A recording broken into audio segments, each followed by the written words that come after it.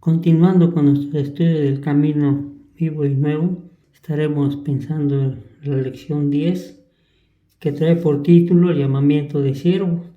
Y el texto que nos lleva a pensar acerca de lo que Dios provee y que está en 2 de Corintios 10, 3 y 4.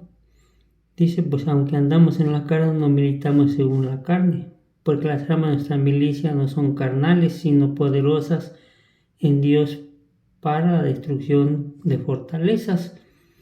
Y estaremos viendo esas fortalezas a las que se refiere Pablo. Pero quisiera pensar en la introducción, en donde se nos dice hacia dónde quiere el Señor que enfoquemos nuestras labores. Pablo lo confirma de esta manera y que está en el versículo 16 de nuestra lectura, que es 2 de Corintios 10, 16. Y Pablo lo reafirma de esta manera: y que anunciáramos el Evangelio en los lugares más allá de vosotros, confirmando así su anhelo de servir a su amado Señor. Pero él tuvo que acompañar su llamado con su actitud humilde y a la vez osada en la defensa de su ministerio. Pablo empleó el sarcasmo para reiterar otra acusación de los corintios en su contra. Habían confundido su ternura y mansedumbre con debilidad. Él sabía que su labor ante todo era ser un predicador del Evangelio. La introducción nos lleva a pensar precisamente en los recursos que el Señor nos ha prometido para la efectividad de nuestra labor, es decir, de proclamar el Evangelio. En 2 de Corintios 10:4, el texto que mencionábamos al principio, y ahí vemos que las armas de nuestra milicia no son carnales, sino poderosas en Dios. Y vemos que la lucha del creyente es con huestes espirituales de maldad, según lo narra Efesios 6, 12. Por tanto, las armas del mundo, como el ingenio, el talento, la riqueza, la capacidad de organización, la elocuencia y la personalidad, son en sí insuficientes para derrotar las fortalezas de Satanás. Las únicas armas adecuadas para destruir estas fortalezas y falsas enseñanzas son las que Dios da. Son poderosas estas armas porque son espirituales y provienen de Dios. Pablo enumera la dedicación a la verdad de la vida justa, la proclamación del Evangelio, la fe, el amor a la palabra de Dios y la oración constantes. Vemos en Efesios 6, 11 y en 1 de Tesalonicenses 5, 8 que estas armas, al emplearlas, son armas poderosas, son contra el enemigo, y de esta forma la iglesia podrá salir victoriosa.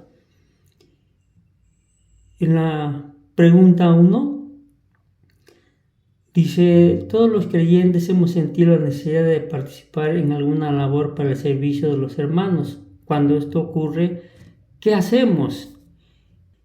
Orar para que el Señor nos mueva a practicar ese servicio que Él nos ha encomendado.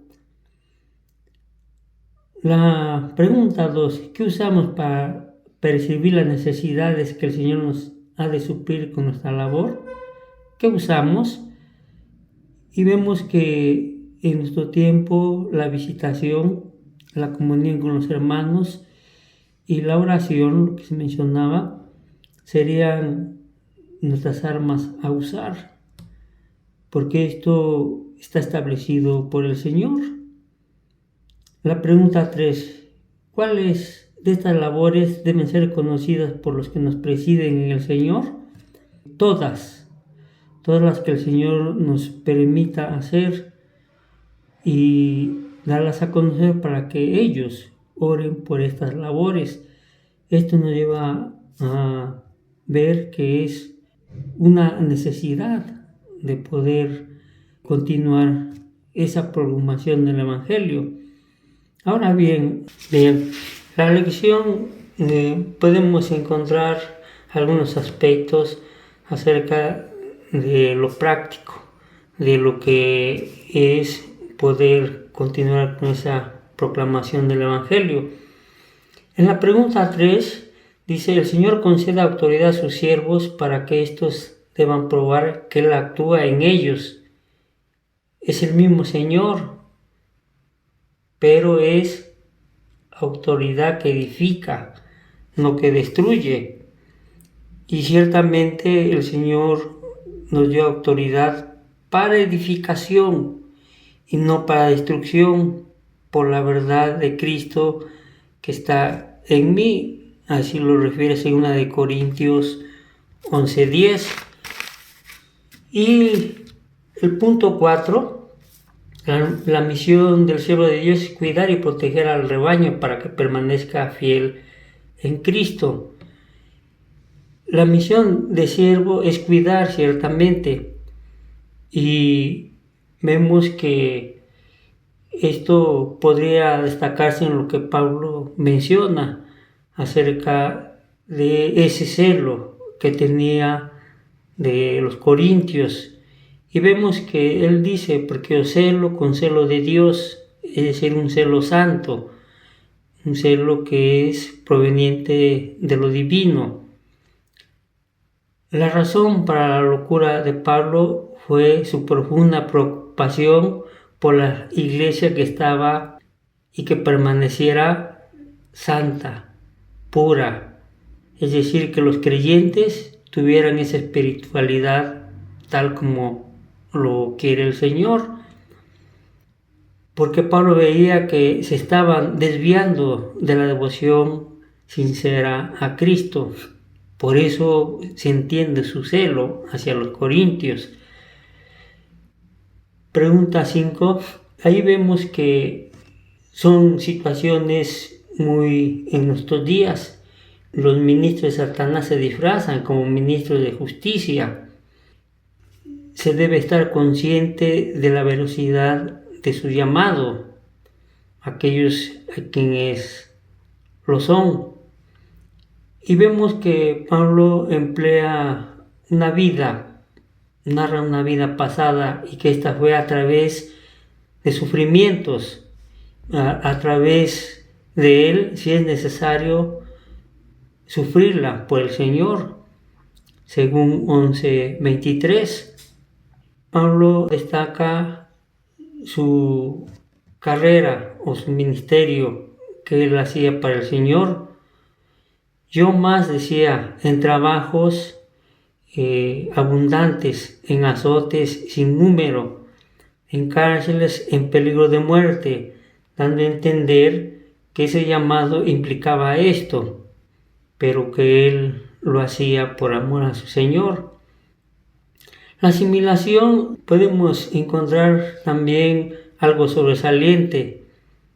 ¿Qué necesitamos los siervos del Señor para derribar esos argumentos?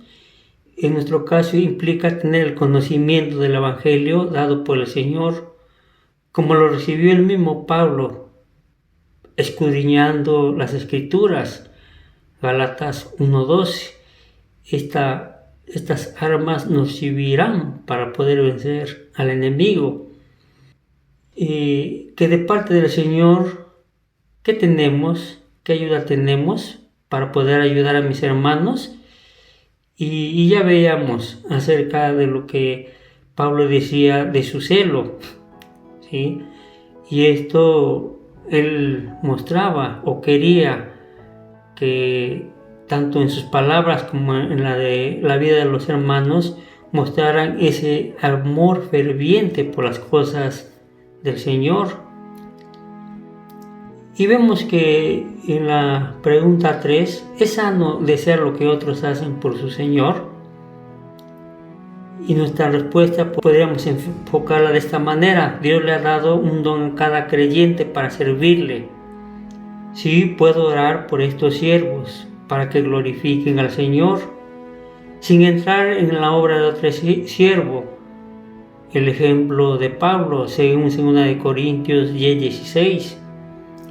Él decía, sin entrar en la obra de otro, para gloriarnos en lo que ya está preparado, consciente que él tenía ese deber. Y el pensamiento final, vemos algo que se destaca. Dice que ninguno que milita se enreda en los negocios de la vida a fin de agradar a aquel que lo tomó por soldado. Y encontramos que a los ministros del Evangelio que permanecen fieles a Cristo, les costará soportar los sufrimientos que vimos, y el ejemplo fue Pablo. Y esto con el fin de agradar a aquel que lo tomó por soldado. Que el Señor nos ayude a poder saber combatir estas fortalezas que, como vimos, no son contra carne y sangre. Que el Señor nos ayude y nos mueva a querer hacerlo. Amén.